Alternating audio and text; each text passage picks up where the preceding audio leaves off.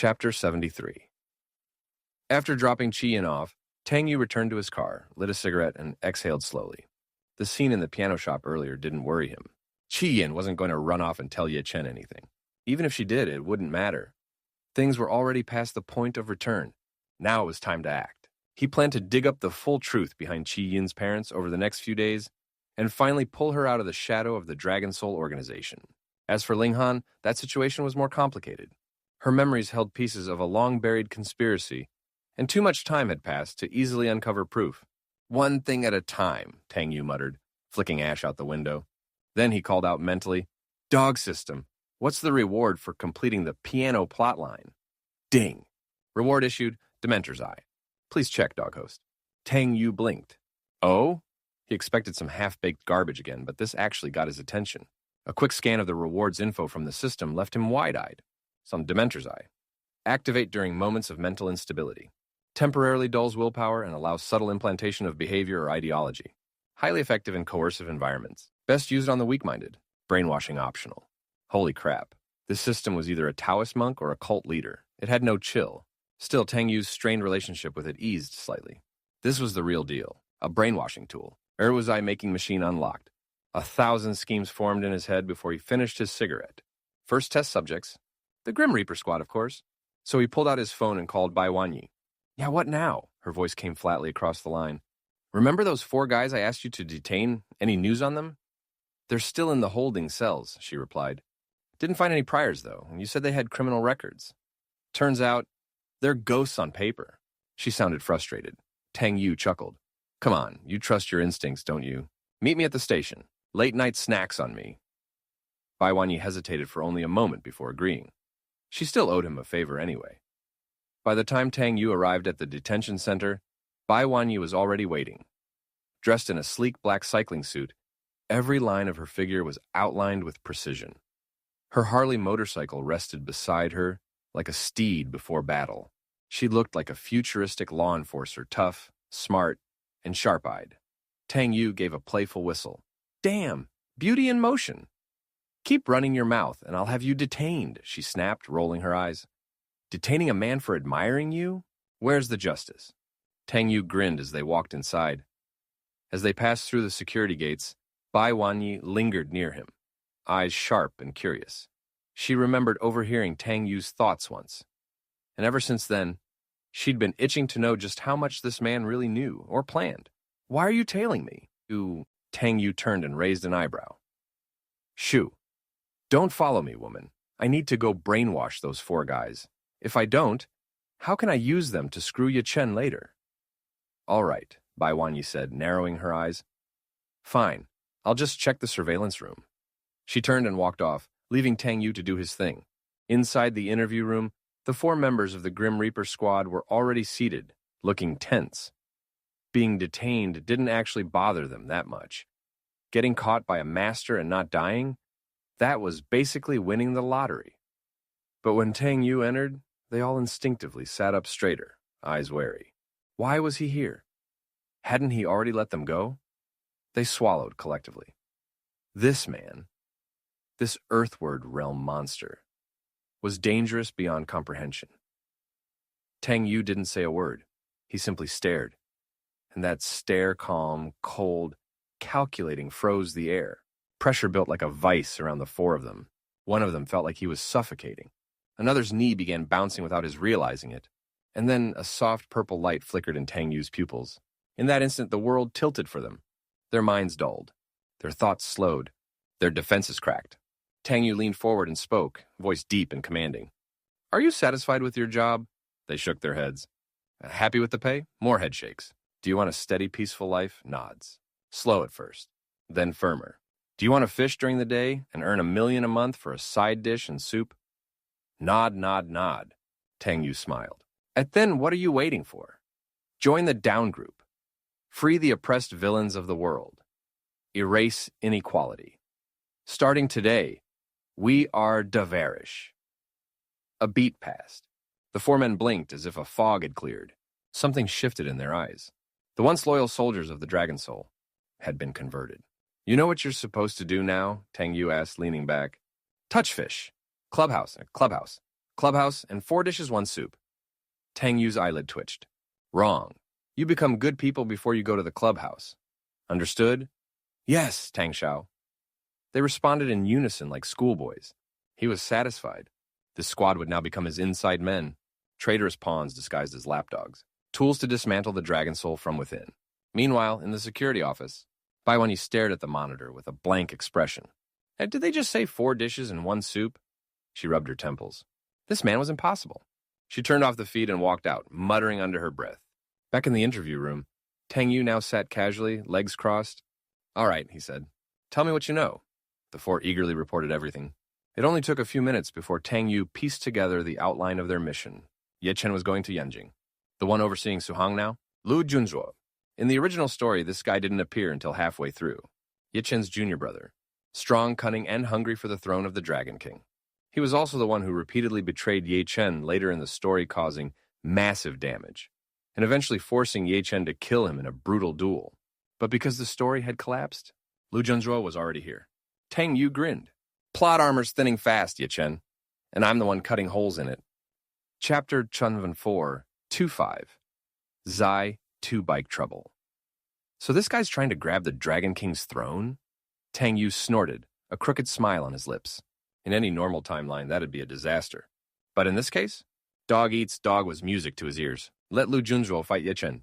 The bloodier the better. Still, the fact that Lu Junzhuo was coming to take over Suhang left a sour taste in Tang Yu's mouth. He wants this turf? Then Tang Yu had just become public enemy number 1, especially since Lu Junzhuo, like Ye Chen, was raised and trained by their mutual master. After a moment of thought, Tang Yu looked at the 4 Grim Reaper squad members. All 4 of you, your job is now to lurk around Lu Junzhuo. Report to me immediately if anything changes. Yes, Tang Xiao, they chorused. Also, he grinned, drag him down when you can. Stall him, delay him. Let him fail. When he's neck deep in frustration, drop the idea. What if we team up against Ye Chen instead? Got it? Understood. Tang Yu nodded, satisfied. Now good, you're dismissed. He turned on his heel and left the interrogation room. 4 double agents planted behind enemy lines. Solid. There was no need to take on both Dragon Kings at once. Better to make them fight each other while he picked up the pieces. Back in the room, the 4 former elite assassins looked at each other solemnly. Their leader, Deng He, spoke first. From now on, we devote our loyalty to Tang Xiao. But honestly, he narrowed his eyes. What kind of man is Tang Xiao? That Lu Junzhuo clown doesn't deserve to ally with him. The others nodded fiercely. Our goal is clear protect Tang Xiao, sabotage Lu Junzhuo, and crush Ye Chen. We can't embarrass ourselves when we follow Tang Xiao to the clubhouse, can we? Right, they shouted. Then let's do it. Roar. Outside the detention center, Tang Yu zipped up his jacket and lit a cigarette only to feel a sudden chill behind him. Let's go. I'm treating you to late-night barbecue.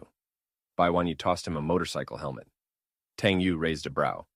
I have my own car, you know. We're just going to a roadside stall. What are you going to do, pull up in your overpriced supercar and make everyone feel poor? She rolled her eyes. Hop on. I'll drop you off afterward. Fine. He strapped on the helmet and got on behind her. Hold on tight. Tang Yu obliged by placing his hands not around her waist, but slightly above it. If they were standing on the bow of a ship, the pose would be full-on Titanic. Baiwanyi's eye twitched. Where exactly are your hands? Didn't people say touching a woman's waist is too intimate? Tang Yu replied innocently. I didn't grab her waist so she wouldn't think I'm taking advantage. I placed my hands higher mid-back. Logical. Besides, she's the one overreacting. You're doing this on purpose. Baiwanyi growled, clenching her fists. Fine, I'll grab your waist. Don't say I didn't ask first. Tang Yu slid his hands lower and gave a soft squeeze. Slender waist. Surprising amount of curve. Aside from the temper, she's actually got a lot going for her. Baiwanyi instantly regretted ever inviting him on the bike. Luckily, the barbecue stall was just a few blocks away. She parked, swung off with a fluid leg sweep, and accidentally kicked Tang Yu off the bike. Tang Yu hit the pavement with a thud. You did that on purpose. Nope, she said with a perfectly innocent face, offering him a hand. I'm used to riding solo. First time with a passenger? She couldn't stop smiling. Tang Yu rubbed his sore backside, but let it slide. They walked into the food stall, and Baiwanyi grabbed a veggie basket and handed it to him. Pick what you want. I come here often. Their grilled taro and dumplings are great. You should try them. I'll order everything expensive. Make you regret inviting me? Perfect. You look like you have kidney deficiency. Grab some grilled loin skewers. They both laughed and ordered up a mountain of food and a few beers to wash it down. As they began eating across the street, a black car parked under the shadows. Inside, a man watched the two through the windshield. He raised his phone, snapped a few pictures, and sent them out. Underground Casino, Huangshui Hotel. In a smoky private room, Lu Junzhuo lounged at a poker table, casually destroying two seasoned dealers. The dealers looked like they were about to cry. They'd already lost 15 straight rounds. Watching with reverent fear was Zhu Xiaohui, the one-armed boss of Suhang's underground casino circuit. He had resisted serving Lu Junzhuo until he watched the young man single-handedly flatten 40 men in one go. Now he was happy to be a dog. Lu Xiao's skills are incredible, he flattered with a tight smile. Lu Junzhuo tossed his cards onto the table. All three stabbed into the wood. Just a little hand-speed trick. Boring. His phone buzzed. He glanced at the screen and saw the photo. Tang Yu? Wasn't this the rich second-generation fool who lost a girl to Ye Chen? Now he's hanging out with Bai Wanyi? Interesting. She was one of the first targets he'd marked in Suhang. If I can get her on my side early, that'd be a huge win. He tapped out a message and sent it. Back at the stall, Bai Wanyi was deep in her beer and lamb skewers when her phone lit up. A text message. She tapped it open and her face changed. The underground casino, second floor of Huangshui Hotel. She'd been investigating loan shark cases for weeks and had recently linked them to an illegal gambling ring, but she hadn't been able to trace the location until now. Without hesitation, she stood up. Boss, how much? 112. She paid quickly, already distracted. You're leaving? Tang Yu asked, glancing up mid-bite. I just got a tip-off on a casino. You stay and eat. I've got to go. She turned to leave. Tang Yu's hand paused mid-air. This plot. Sounds familiar. In the original novel, Bai Wanyi received a mysterious tip during a midnight snack and went to investigate a hidden casino. She snuck in alone, was discovered, and nearly ended up trafficked, until Ye Chen swooped in and saved her. It was a major turning point in her story. After that, her favorability for Ye Chen skyrocketed.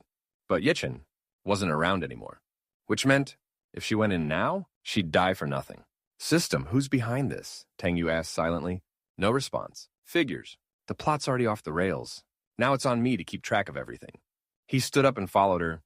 I'll go with you. You? She frowned. Why? Think of it as local assistance. I know these places better than you. Nonsense. If I don't tag along, you're going to get wrecked. This setup should have been Ye Chen's chance to shine. But now, who's pulling the strings? Lu Junzhuo. Hearing his thoughts, Bai Wanyi hesitated, then nodded. All right, let's go. They got back on the bike. Tang Yu frowned. Even without Ye Chen, some plotlines were still proceeding as if he were here. Was the story trying to stay on track? If this wasn't Ye Chen's trap, then who laid it? He suspected only one name, Lu Junzhuo. Let's see what we're walking into. I'm not letting Bai Wanyi walk into that place unprotected. As she drove, she listened to his thoughts and found herself quietly touched. He really does care, and now she had a name to remember, Lu Junzhuo. If he was the one behind this trap, she was going to make him regret it. 20 minutes later, they reached Huangshui Hotel. As usual, Bai Wanyi dismounted with a sweeping leg, and once again, accidentally kicked Tang Yu off the bike. He landed with a grunt. Was that on purpose? Dig. No, it really wasn't this time. So, last time was on purpose? She just laughed and pulled him up. Together, they entered the hotel and made their way to the elevator. Negative second floor. Time to meet the next pit. Chapter 075. Hammer Time and Hero Traps. To avoid exposing her identity, Bai Wanyi slipped on a black mask, concealing her face. Tang Yu glanced at her from the side, then again from the front. He tilted his head slightly. You kind of look like one of those cool vigilante sisters. Why are you staring? Bai Wanyi asked, noticing his eyes. Nothing. Tang Yu smiled casually. As the elevator descended to the second basement level, she grabbed Tang Yu's hand without warning. They had to act the part of a couple now. When the doors opened, they stepped into a billiards hall. Several bulky men with tiger-like builds eyed them up. One of them approached with a polite smile. You two here to play some pool? We were referred by a friend.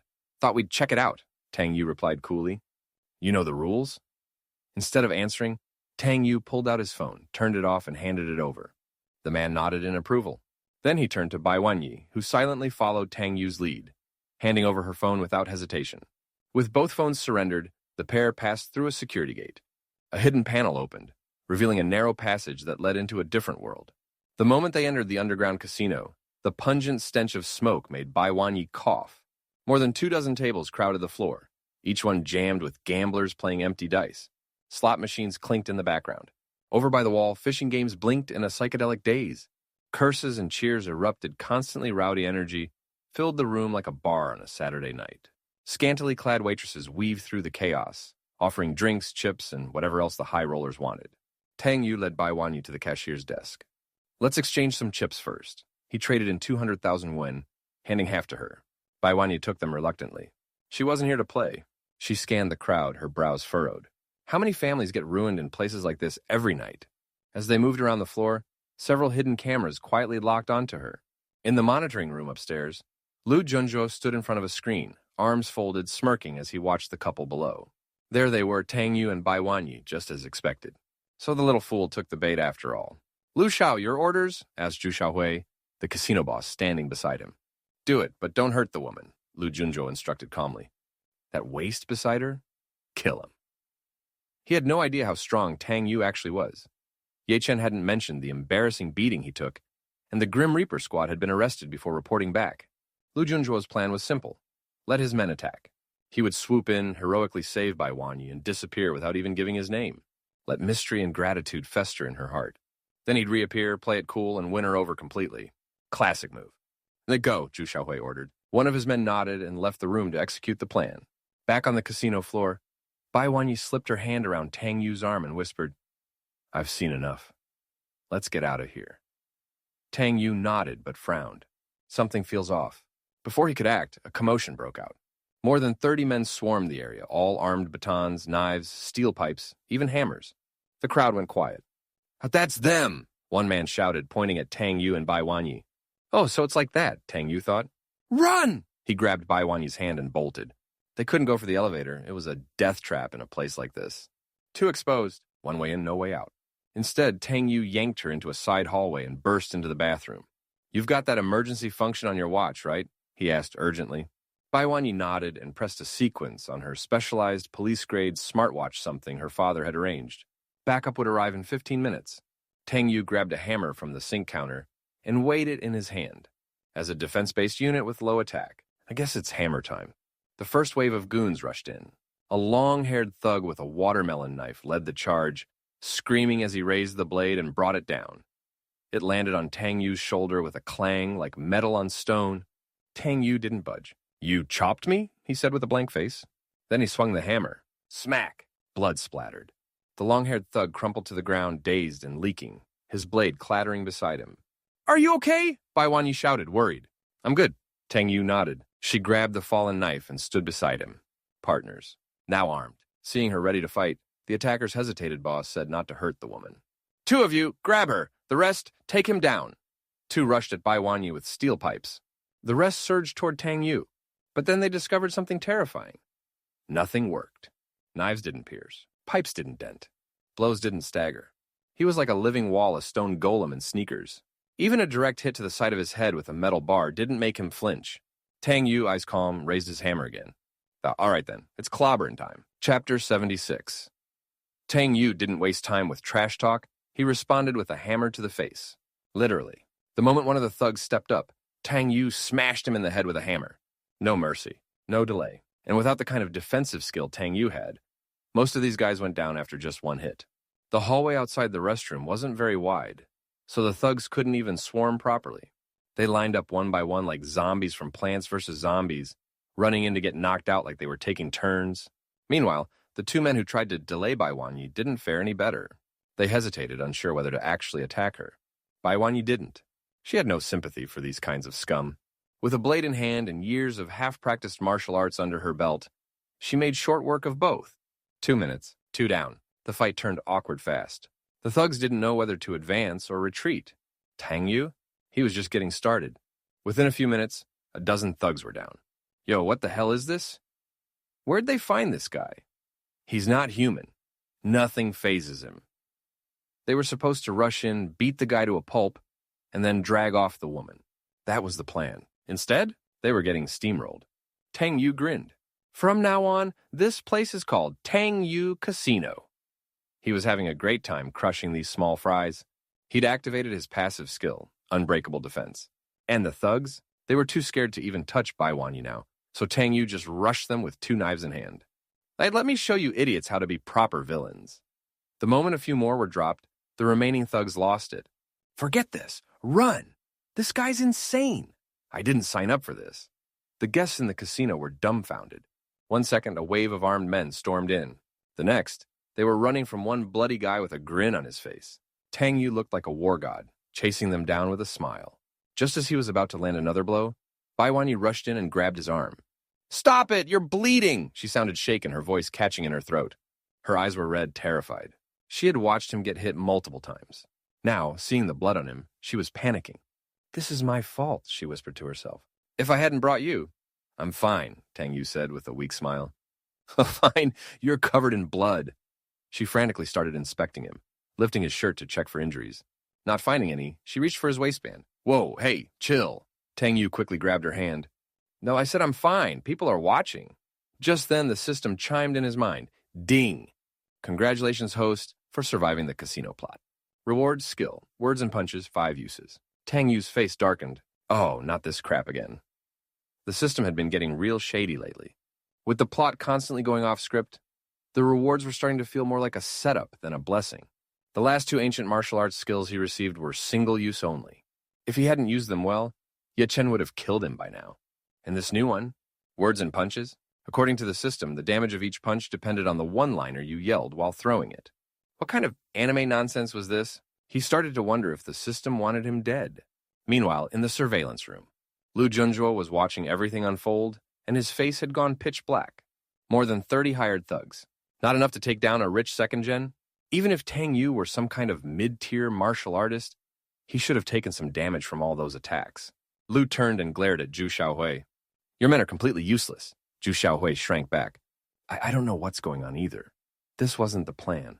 Lu Junzhuo's original setup was simple. Have the thugs attack Tang Yu, swoop in as the hero who saves Bai Wanyi, and frame Tang Yu as a criminal in the process. Now, it was all blown to hell. Fine, I'll do it myself. Lu walked out, his face like thunder. As soon as he left the surveillance room, his body shifted. With a series of sharp cracking sounds, his bones compressed, his posture changed, and his body shrank slightly. He pulled out a human skin mask and stretched it across his face. Within seconds, he had become someone else entirely. A hunched, middle-aged man with a completely new identity. He would kill Tang Yu under this disguise, then save Bai Wanyi, later using his real identity. That was the new plan. By the time he took the elevator down to the casino, chaos was still unfolding. He arrived just in time to see a thug sneak up behind Tang Yu with a machete and fail to even scratch him. The blade bounced off. Lu's eyes narrowed. A protective aura? He studied it closer. This is Fudo Miyoo's body technique, an ancient defensive martial art that's supposed to be long lost. With this skill at full mastery, no attack below the Xuanzi level could break through. But Lu Junzhuo was no average fighter. He was peak Xuanzi realm. I can break that, he muttered and gathered his chi. He launched forward like a wildcat. Tang Yu had no time to react. Bam!